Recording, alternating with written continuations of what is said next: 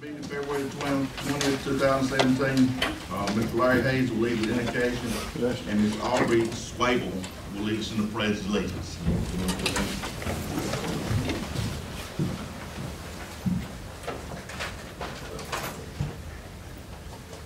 Let's bow our head. Father, we thank you for all that you do for our county. We thank you for these commissioners. Lord, we thank you for our attorney, our county managers, and all our departments here tonight and those that are not. God, we ask your blessings upon them. Watch over them. Give them those decisions, Lord, and the wisdom to make those decisions that will make this county one that stands out among the others. One that others can take and model themselves after. Lord, we ask you to bless our county with the very best that heaven has.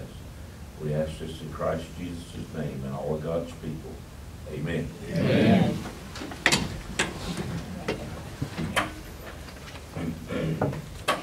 Allegiance to the flag of the United States of America and to the republic for which it stands, one nation, under God, indivisible, with liberty and justice for all.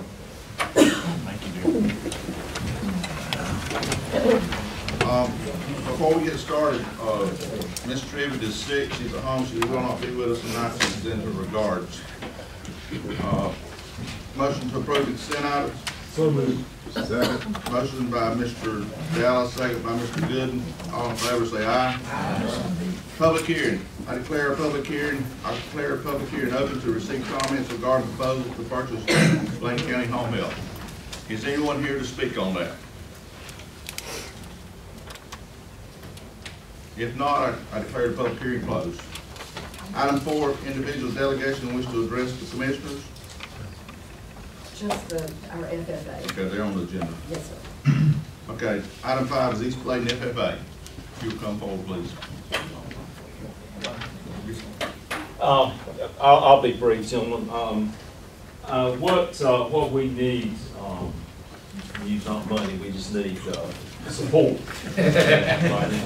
Need a letter of support. And what we're trying to do with this Bladen is expand the program and change the curriculum a little bit. Ag careers in the last almost a decade have been very lucrative.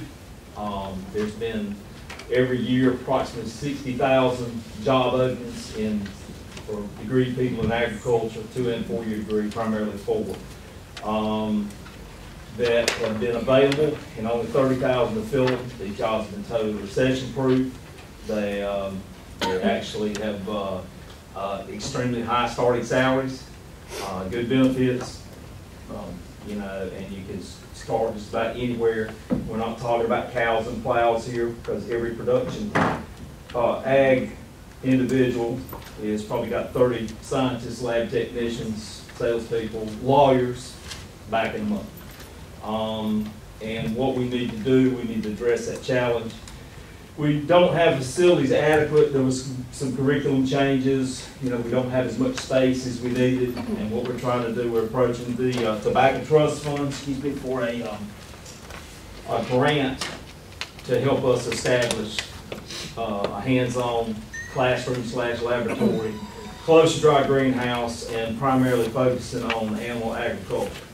A lot of jobs here in Bladen County deal with animal agriculture, plus hopefully we can reverse some of the brain drain where kids go off and go to college and they don't come back. I was in that demographic myself. I just came back here for personal reasons. But if you're going to come back here, you've got to have a job to come back to. And if it's in Bladen County or surrounding areas, it's probably going to be a professional job. It may well be in agriculture, or some facet of it. But I don't want to bore you with my aspects of it too much other than what we need. I've got a couple of my officers here tonight with me. Anna Smith, she's our reporter, and Olivia Barnes is our secretary, and they got a little bit more information, a little more pertinent information they worked on to help us get your interest. Okay. If you like, you can sit. You can sit if you like. It'll make you feel a little more comfortable. Okay, we PowerPoint? What a PowerPoint? Can you pull it up? Do you have it on the stick or anything? We have it on our email. That's all right. It doesn't- Okay, so, good evening, County Commissioners. The East Bladen High School agricultural education is in need of adequate facilities to meet our educational needs. We are attempting to address the issue with grant money from the Tobacco Trust Fund. The project will positively impact our agricultural education efforts at our school. It will enhance our agricultural program curriculum by providing much-needed laboratory space with an adjacent classroom. This will allow a quick transition from the classroom to laboratory, which will help to reinforce learning. To accomplish this, we are requesting funding from a tobacco trust fund that is 50 feet times 60 foot enclosed pre-engineered metal building with extension open shelters on each side to be constructed adjacent to our pre-existing greenhouse. Agriculture has a huge economic impact for these states with revenues of $76 billion annually. Agriculture is a mainstay of most rural North Carolina counties, and Bladen is no exception.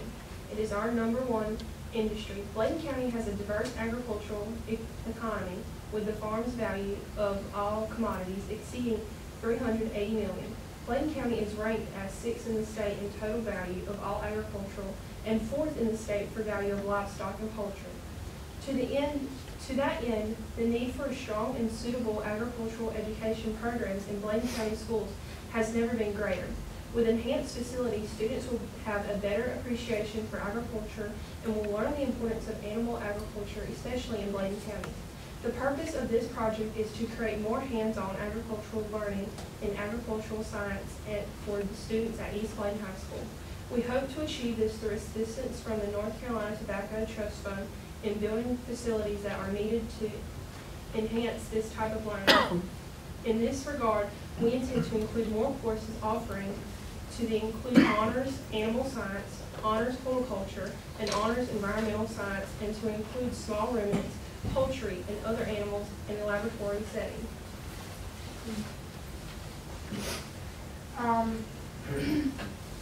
So we are primarily looking at goat showing for the project if these intended facilities are given to us. And through 4-H, I have showed goats for several years, and I've seen firsthand how showing goats can benefit myself and my peers. Goat showing has taught me how to be responsible for something other than myself. Showing goats can be very important because it teaches us soft skills like compassion. I hope my peers can have the same opportunities to learn and grow like I did. We would greatly appreciate a letter of support from you in regards to this project. With this project, we hope to achieve the highest of standards possible for our program. Do you have any questions? Any questions? I just have a comment. I've noticed or work at 4-H with the goats and some other things you've done, and I think we would be happy to do the letter. I would hope it's a great thing. The motion to approve. So moved. Second. A motion by Mr. Priest, second by Mr. Gooden to do a letter of support. Thank you. Thank you. Any discussion? All in favor say aye. Aye. All opposed? And Mr. Martin, get with whoever will draft the letter. Thank you. Thank you. Matters of interest to commissioners? You want to have anything? I got one that I would like to thank the commissioners here, all you guys, for supporting me in the appointment to North Carolina Association of County Commissioners Executive Board of Directors, and I'll be serving as director of the 5th district, which includes Robinson, Bladen, Scotland, and Hope County. And I'd like to again thank you, and I'll try to be very informative. If anybody needs any resources or anything, just give me a call now. Update you on what's going on at the state level. Anyone else have anything? Item 7, Revenue Department's Renee.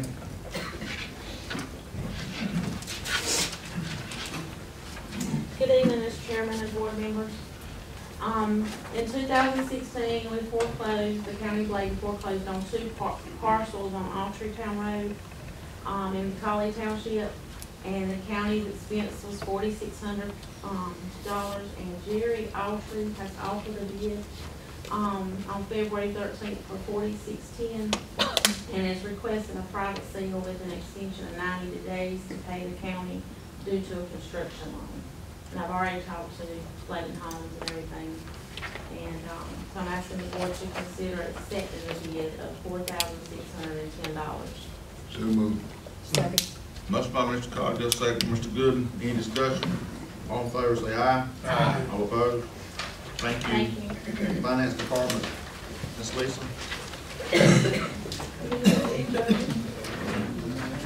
At this time, I'm gonna go over the 7-month financial report ending in January. The revenues, we've collected 67.58% of the budget. Expenditures are at 55.77%. The jail construction fund, we're at, of course, 98% received, and we've spent 63%. Solid waste, we've collected 78.19% and spent 52.08%. Mercy's telephone, we're at 45.84% in revenues and 62.68% expenditures. Water, we're at 60.95% collected and spent 37.27%. Anybody have any questions on that report? Anybody have any questions? Thank you, Ms. Lisa. Thank you. Item 9, Health and Human Service, Mr. David.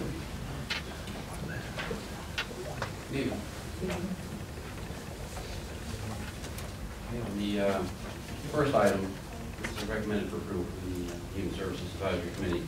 Would like to make a quick correction on the background purpose of the request. This is not to continue doing business with Blue Cross. It's for in-network status. So we've done some business with them, but it's always on an out-of-network basis. This is late in the game, of course, but being thought that since we've been pursuing this for a year, we might as well go ahead and sign the contract. The reason, and I apologize, the reason you don't have the contract in your packet is because Blue Shield will only use electronic signature. So we received an email to sign the contract. Of course, we're not authorized to go ahead and sign that and to put it through the advisory committee and county commissioner process.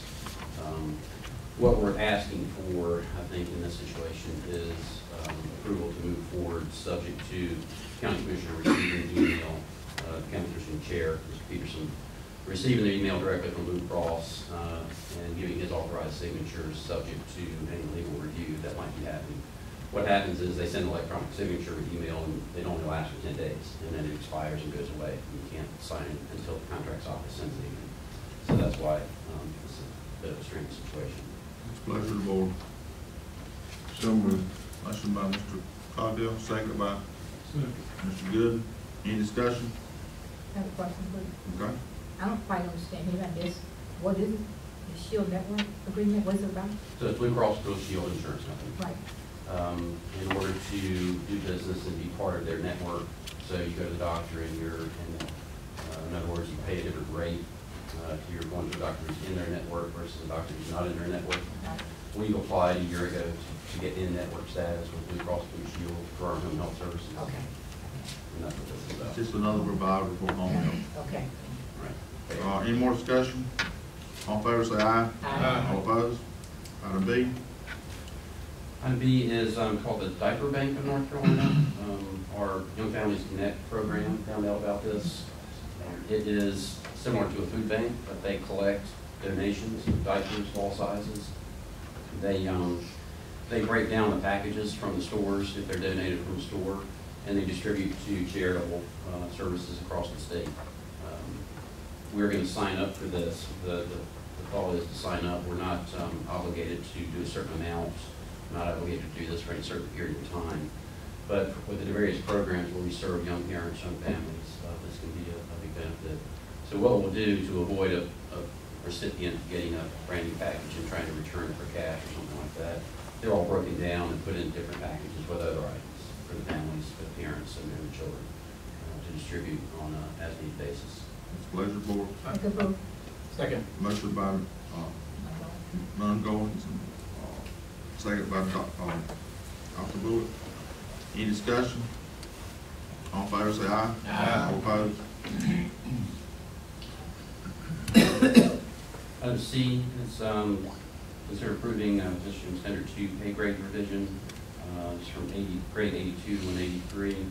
We redid the job description to indicate some of the new responsibilities and supervision that the position extender has to perform. Position extender is our job title for the family nurse practitioner that we employ in the health department. So what they're doing is seeing patients in maternal health, family planning, child health programs, seeing patients, and they're supervised officially like any other family nurse practitioner or PA. They're supervised by our medical director, who's Dr. Wells at the hospital. But of course, Dr. Wells is not on site. So our FNP operates somewhat independently in all those programs and with patients. So we revised the job description to some extent and sent that off to the consulting firm that we use for HR. And they recommended moving the position from grade 82 to an 83. And in dollars, that is not a big raise. It's just a change on the first level of the position by $1,320 a year. What's the pleasure of the board? Make a motion. Motion by Mr. Brett, second by Second. Mr. Gooden. Any discussion? Yes, one question, is this the pay grade of my understanding that when we had the young lady that left, the district try and bring that? That's the same position that Ms. Taylor vacated in, this was late July, August. So this will bring it in line with trying to retain someone? Is that what we're doing? Well, it brings it in line within our pay scale. Now, the same person with the same degree might make more money in another county because their scale overall is higher. But this is one, at least one grade raise for the position within our scale. The person's been hired already in this position. Okay, I know, but one lady had left Yeah. during the time when we tried to keep her, she left for money, so I just wanted to just bring it in line, that's what I was asking. That was part of the reason. There were a few other I'm things, gonna but bring yeah, it we in have line, someone who started the just a 13th. little more. Just a little bit more. How would this affect your budget? Any big time effect on your budget I'm sorry, say that again? this year? Did they have any effect on your budget? Only the $1,300 for the whole year. So you got it already? Yeah, that's not gonna be a problem. Any more questions, discussion? All in favor, say aye. Aye. All opposed? Thank you, sir. Soil and water, not Dean Marsh. Greg Evans. I'm Dean's sidekick. Now, Dean was out sick, so I'm coming to do this part. We've been, come tonight to talk to you about the Hurricane Matthew Disaster Recovery Program. And it's some money that was handed down through the General Assembly that has been designated to the soil and water districts throughout the state, to counties that were affected by Hurricane Matthew. And it covers everything from road washouts, of course, debris, storm debris removal, any agriculture processes that use ponds as irrigations where the ponds may have blown out, and irrigation systems that may have been damaged. So what we're in the process of doing now is, Dean and I on 2 different occasions last week rode to several parts of the county. We went to South River, Pender County line. We kind of went up, we spent some time at East 701 North towards Garland. And we feel like we've looked, it's kind of hard to tell. What we're really dependent on now is for the property owners or people in the area that know, they have more, because all we were doing was going to the road crossings to see if the water was flowing, to see if we could see any actual Hurricane Matthew trees down. And they're very particular about the Hurricane Matthew thing. If they're trees that have been there prior to the storm, then they're not interested in having those removed. So it's kind of, how do you tell if it's a Matthew tree or not? So that's going to be something to be determined. But March 6th is when the applications are due for the specific projects. And I do know that he's already submitted some projects for the Bryant Swamp area. Those have already been identified, and applications have been sent in on that. So we're really asking, like, if you know particular areas, you've got my phone number now, 2102. So, when you say the intersection of Hoover Road or where, just kind of give me some specific locations where you think, and we'll go take a look at them, take some pictures. That's what the folks, Dean has some contacts on the south of Black River. They're doing the same thing. They're going, they know specific areas, which we really didn't see anything on the South River at the main crossing. But we used to get an estimate and kind of, look at the maps, get some kind of estimate on linear footage and roll from there. And as far as the Bladen Butters Richardson project, just kind of give you an update on that. That project is complete. We received a grant from Division of Water Resources for $20,000. Got some old ditches cleaned out and some laterals cleaned out, and tried to help alleviate some of that problem. DOT has worked with us very well while they replaced the culvert in the end of Webb Fault Road, which was a lot of the in-kind on our 50-50 match for the grant. So right now we're in the process of getting our bills together to submit to finance for payment to the state. So I just want to give y'all an update on this hurricane debris removal project. Anybody got any questions? Greg? No, actually, Next one is advisory board appointees. On this adult home care advisory committee, I don't know if anybody has anyone for that, or this Bladen County nursing home. My understanding is you have to take an 8-hour class for these two advisory boards. And like the nursing home example is you go visit both nursing homes, then you have your meeting afterwards. So whoever we consider for these boards, we certainly need someone that's got time to do it and willing to just put that much time in it. So if has anybody got anybody not? If not, I'll entertain a motion to table. Motion by Mr. Priest, second by Mr. Davis. Any discussion? All in favor, say aye. Aye. All opposed? This Southeastern Community and Family Service, I know Ms. Marie is trying to get in contact with this lady to see, learn more about this committee, so it's probably wise if we table it too, if it's okay with the board. So moved. Mr. Bullock made the motion to table, second by I second. Mr. Cardell. All in favor, say aye. Aye. The Health and Human Service Advisory Board, Dr. Hare has left and Dr. Rich has agreed to do that, so I'll entertain a motion to appoint Dr. Rich to that board. So moved. Motion by Mr. Cogdill, second by Mr. Dallas. Any discussion? All in favor, say aye. Aye. All opposed? County Manager. Thank you, Mr. Chairman. I'd like to review the calendar with you for the remainder of the month of February and the month of March. And basically just point out to you that the NACO Legislative Goals Conference in Washington will be held this weekend and early part of next week. I know several of you plan to attend that. Moving over to March, on Wednesday the 1st at 12 o'clock, the Bladen County Extension Community Association will have its annual Achievement and Awards Luncheon at the Powell Melvin Center, and that is at 12 noon on the 1st. On Thursday the 2nd, from 8:30 a.m. until 4:30 p.m., the Medicaid convening session will be held in Raleigh, and you all have received information about that. On Friday the 3rd at 10 a.m., there is a Resilient Redevelopment Planning meeting related to Hurricane Matthew, and that will be held here in the courthouse, and Mr. Bradley Kinlaw is helping to coordinate that. On Monday the 6th at 8 a.m., there's a prayer service here. That evening at 6:30 p.m., the Board of Commissioners meets.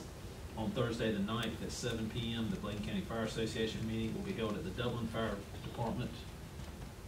On Thursday the 16th from 12 until 1, the Bladen Community College Scholarship Luncheon will be held. And on Monday the 20th at 6:30 p.m., the Board of County Commissioners meets. Also, if I'm not mistaken, on the 16th at 5:30, the board has a special meeting. We scheduled a special meeting last week, so we'll add that to the calendar for next time. That's the 16th at 5:30. No, it's a follow-up on the planning. Yes, sir. And that'll be at the 16 to 5. likely at the Powell Melvin building. You what?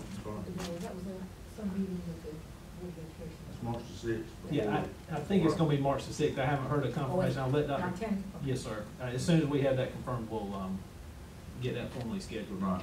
I suppose we're gonna try to do that before our regular meeting the 6th. Okay. Okay. Okay, thank you. If there are no other questions regarding the calendar, moving on to item B. At the last meeting, I mentioned to you that there are extra tasks that need to be done related to the lock and dam fish passage project. Those, there are three. They include an additional alternatives analysis, and the cost for that is $80,000. Biological monitoring, the cost of that is $233,233. And just to let you know what that is, they want to do further egg sampling at the base of the dams for 2 spring seasons, and that is to related to fish such as sturgeon, shad, striped bass, and that type of thing from March through May. And then task 3 is additional outreach and education to help to gain community support for that, or just knowledge and support for that project. Just to remind you, the county so far has been awarded $2,364,535 related to this project. And these funds would come from an appropriation from the National Fish and Wildlife Federation that totals $839,535. And again, this total is $333,000. So this will be an amendment to the agreement with Moffitt and Nickel for these services. It's a pleasure, board. Make a motion to proceed. Second.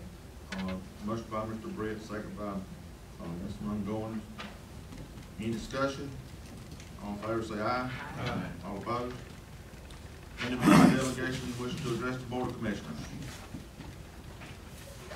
Item 14, consider entering closed session in accordance with NCG 143-318.11A for industrial / economic development and NCGS 143-318.11A6 personnel. So moved. Motion by Mr. Stockdale, second by Mr. Gooden. Any discussion? All in favor say aye. Aye. All opposed?